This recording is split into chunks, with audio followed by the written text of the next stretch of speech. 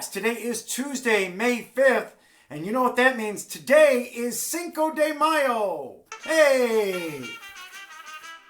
All right. So we're going to do this thing right.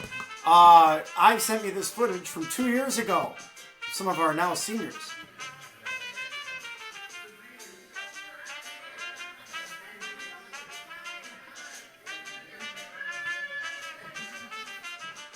They were so young. As we go through Cinco de Mayo, a couple of things to remember. Counselors Connect says do 3 acts of kindness today.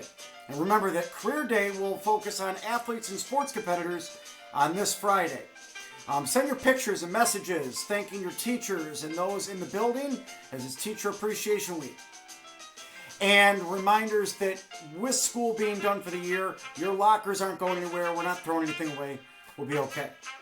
As we end out Cinco de Mayo, there's no birthdays and racks. The best I could do is Chris Brown because I wasn't going near Adele. All right. Have a great Cinco de Mayo, Rex.